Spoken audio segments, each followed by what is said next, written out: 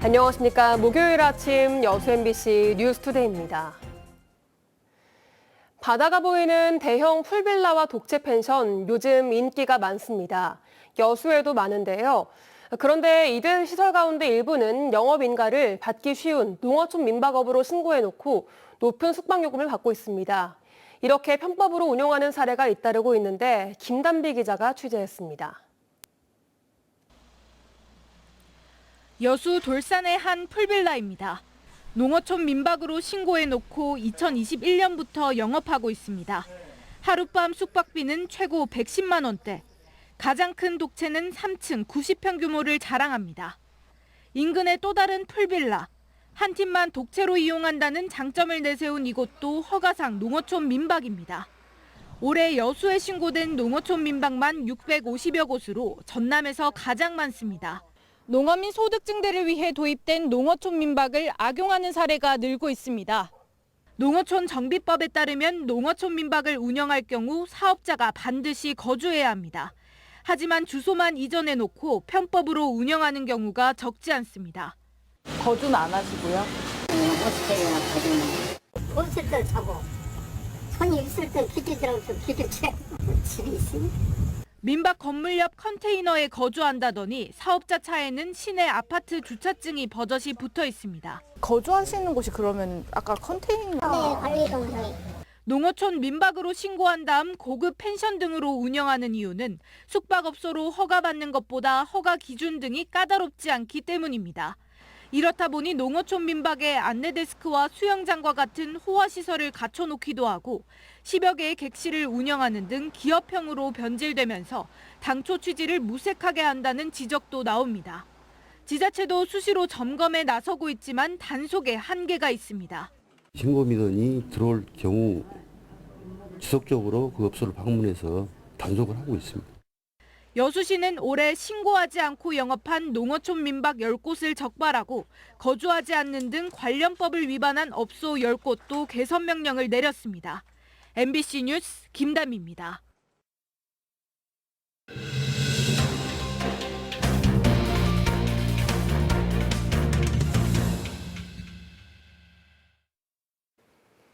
농촌 쇠퇴와 고령화로 학령 인구가 감소하는 가운데 개교 100주년을 맞은 고흥의 한 초등학교가 있습니다. 지역 배움 애터로 그동안 폐교만은 막아야 한다는 생각에 학교 동문과 주민들을 중심으로 학교 살리기에 주력한 결과입니다. 강서영 기자가 취재했습니다. 고흥 동강초등학교 학생들이 개교 100주년을 맞은 학교의 모습을 그립니다. 알록달록 쌓인 펜으로 학교를 색칠하고 태블릿 PC 속 다양한 미술 재료로 100년 뒤 학교의 모습을 상상해보기도 합니다. 100년 동안 이 학교에서 많은 학생들이 뛰어놀았잖아요. 그걸 제가 상상해서 그린 거예요. 저희 학교가 100주년을 맞이하는 게 약간 신기하기도 하고 영광스럽기도 합니다.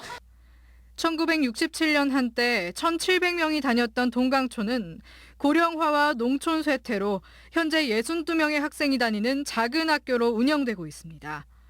그 세월을 버틴 만큼 이번 100주년은 학내 구성원들에게 더 큰 의미로 다가올 수밖에 없습니다. 지역에서 오래 명맥을 유지해온 만큼 동강초 동문은 9,500여 명. 자신은 물론 네 자녀 모두 동강초 동문이라는 한 학부모는 낡아버린 학교 건물을 볼 때마다 감회가 남다릅니다. 저는 66회 졸업생이고요. 그 셋째 아이가 여기 100회 졸업생이 될 거라서 되게 뜻깊게 생각하고 있습니다. 동강초 동문회는 100년 전 일제강점기에도 배우고자 하는 열망으로 땅을 기부하고 학교를 세운 주민들과 선배들에게 경의를 표한다고 밝혔습니다. 코올리 흘릴 때 이 학교에서 모두가 공부를 하고 배우기 때문에 사회 역할에서 자기 맡은 바를 최선을 다하고 있는 동문들이 자랑스럽습니다. 오는 12일 개교 100주년을 맞는 동강초는 9일 교정의 동문들과 주민들을 초청해 기념식을 갖고 상징탑을 세울 계획입니다. 100년을 이어온 만큼 꿋꿋하게 농촌이 살아날 수 있는 방안을 정책적으로 좀 마련을 해서 동강초가 오래오래 이어졌으면 좋겠습니다. 학령 인구 감소로 시골 학교들이 줄줄이 폐교되는 위기 속에서도 탄세기를 넘기며 지역 인재 양성에 힘쓰고 있는 학교들이 주목을 받고 있습니다. MBC 뉴스 강서영입니다. 여수시가 청년 기본조례 청년 나이를 18세부터 45세까지로 확대했습니다. 여수시에 따르면 최근 청년의 연령 범위 상향 추세와 청년 인구 유입을 위해 기본조례 개정으로 청년 나이를 기존 19세부터 39세에서 18세에서 45세까지로 상향 조정했습니다. 이로써 지난달 말 기준 여수시의 청년 인구는 8만 6,600여 명으로 조정 전에 비해 2만 5,300여 명이 늘어나 청년이 도시 성장을 주도하는 새로운 계기가 될 수 있을 것으로 기대되고 있습니다. 전라남도가 도내 16개 군 지역에 만원 주택을 건립합니다. 전라남도는 청년과 신혼부부의 주거 안정을 위해 인구 소멸 지역으로 분류된 16개 군에 오는 2035년까지 100에서 200세대 규모의 아파트를 순차적으로 건립할 계획이라고 밝혔습니다. 전남형 만원주택은 전용 면적 84제곱미터와 60제곱미터 두 가지 형태로 건립되며 보증금 없이 월 10,000원의 임대료로 최대 10년 동안 거주할 수 있습니다.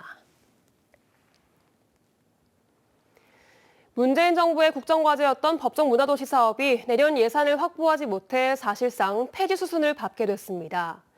지난해 예비문화도시에 선정된 뒤 최종 평가만을 남겨놓고 있던 광양시는 당혹스러움을 감추지 못하고 있습니다.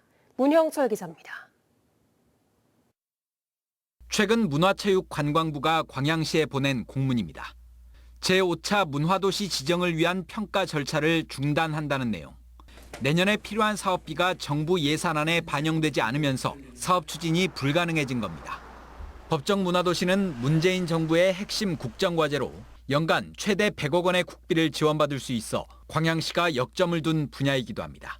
수준 높은 문화가 광양에 형성돼 있다 하는 평가가 나오면 관광객들이 관광만 보고 온 게 아니고 문화도 보고 올 수 있다. 법정문화도시로 지정받기 위해 정부 평가를 기다리고 있던 예비문화도시는 광양시를 포함해 16곳. 사업 추진이 중단되면서 지자체들은 당혹스러움을 감추지 못하고 있습니다. 정부는 대신 대한민국 문화도시를 지정해 국비를 지원하겠다며 오는 11월 중순까지 전국 지자체들의 공모를 받기로 했습니다. 하지만 광양시를 비롯한 예비 문화도시 입장에서는 여러 지역과 다시 경쟁을 해야 하고 2달 남짓한 기간 동안 새로운 평가 기준에 맞춰 사업 계획을 재수립해야 합니다. 도시 브랜드를 부각할 수 있는 어떤 그런 콘텐츠의 앵커 사업이 굉장히 중요한데요. 저희 시에 국한되는 게 아닌 인근의 도시들하고 연계를 해야 되고. 갑작스러운 사업 중단에 대해 일각에서는 전 정부 흔적 지우기란 비판이 일고 있는 가운데 문체부는 올 연말까지 13곳의 문화도시 대상지를 선정할 계획입니다. MBC 뉴스 문형철입니다. 고흥군이 관내 산림자원을 활용한 산림복지중심지 육성을 위해 국립파령산 권역 산림치유원을 유치하기로 했습니다. 고흥군은 산림복지에 대한 사회적 수요가 크게 늘어남에 따라 어제 산림청을 방문해 파령산 자연휴양림과 편백치유의 숲을 활용한 산림치유원 사업의 필요성을 피력하고 신규 조성을 건의했다고 밝혔습니다. 고흥군은 국립공원 파령산 일원이 종합산림복지단지인 산림치유원 조성의 최적지라며 광주와 전남, 경남을 아우르는 남부권 최고의 산림치유원을 반드시 유치하겠다고 강조했습니다. 병원 수술실 내 CCTV 설치 의무화를 앞두고 현장에선 혼란이 계속되고 있습니다. 개인정보가 유출되거나 영상이 외부로 반출되지 않을지 의료계뿐 아니라 환자들의 걱정도 많은데요. 민간 업체들이 나서 문제를 해결할 기술력을 내세우고 있지만 여전히 설치율은 저조한 상태입니다. 임지은 기자가 취재했습니다. 광주의 한 척추 전문 병원. 5년 전 이곳에서 의사가 아닌 간호조무사가 환자를 대리수술한 혐의로 의사와 함께 구속되는 등 지역사회에 큰 파장을 불러일으켰습니다.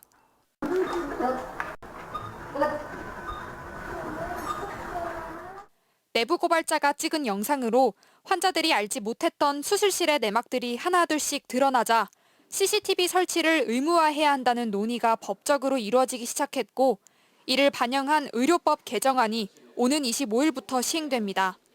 문제는 영상이 무단으로 유출되거나 도난 분실되는 경우입니다. 개정된 의료법에 따르면 보안 유지에 대한 모든 책임은 의료기관 장들이 져야 하는데 병원이 이를 모두 다 관리할 수 없다 보니 민간 사업자들이 기술을 개발해 대신 나서고 있습니다. 수술실에 설치된 CCTV로 녹화된 영상은 이렇게 보시는 것처럼 유출될 경우를 대비해 암호화되어 저장됩니다. 설치 비용은 수술실 2개당 약 500만 원, 국비와 지방비 지원으로 절반을, 나머지는 병원이 직접 부담합니다. 혹시 탈취가 되더라도 이 영상 자체가 암호화되어 있기 때문에 보여드린 것처럼 이렇게 영상 구현이 제대로 안 되고 구동이 안 되는 그런 영상, 즉 영상으로서의 가치가 없는. 환자들은 반기는 분위기입니다. 의료사고에 대비할 하나의 안심책이 된다는 겁니다. 요새 의료 실수도 많이 나오고 근데 그 입증을 자료도 없잖아요, 환자들은. 근데 그런 걸 녹음을 해주면, 녹화를 해주면은 아무래도 무슨 이상이 생겼을 때 그거 증거가 될 수 있잖아요. 이미 헌법 소원을 낸 의사협회는 만일 일어날지 모르는 사후 문제에 대한 책임이 병원에게만 지나치게 쏠려 있다고 지적합니다. 설치하는 비용, 관리하는 비용, 그것을 유출됐을 때 그걸 책임지는 것까지 모두 병원이 책임을 져야 되기 때문에 어떻게 보면 기존에 잘하고 있던 사람들한테는 더 과중한 업무. 새 의료법에 따라 수술실에 CCTV를 설치해야 하는 병원은 광주에서만 모두 84곳. 이 중 30%는 아직 CCTV를 설치할 의사가 없는 상황입니다. MBC 뉴스 임지은입니다. 광양읍 서천변 잔디마당에 야영과 취사가 금지됩니다. 광양시는 서천변 잔디마당 일원에서 이루어지는 야영과 취사 행위로 쓰레기 무단 투기와 갓길 주차 등의 민원이 이어짐에 따라 오는 22일부터 서산교 인근 460m 구간을 야영 취사 금지 지역으로 지정한다고 밝혔습니다. 광양시는 야영 취사 행위가 적발될 경우 최대 300만 원의 과태료를 부과할 예정이라며 시민들의 주의를 당부했습니다. 고흥군이 정부의 가축분뇨 공동자원화 사업 공모에 선정돼 신규 사업비 167억 원을 들여 축산분뇨 신재생 에너지화 사업을 추진합니다. 고흥군은 이번 농림축산식품부 공모사업에 선정됨에 따라 가축분뇨 퇴비화에서 벗어나 바이오차와 고체연료, 바이오가스 등 신재생 에너지화를 통해 새로운 가축분뇨 처리 형태를 선보인다는 계획입니다. 고흥군은 2026년 완공을 목표로 고흥만 간척지 일원 4.3헥타르 부지에 하루 150톤의 가축분뇨를 처리해 18톤의 바이오차를 생산하는 시설을 건립하게 됩니다.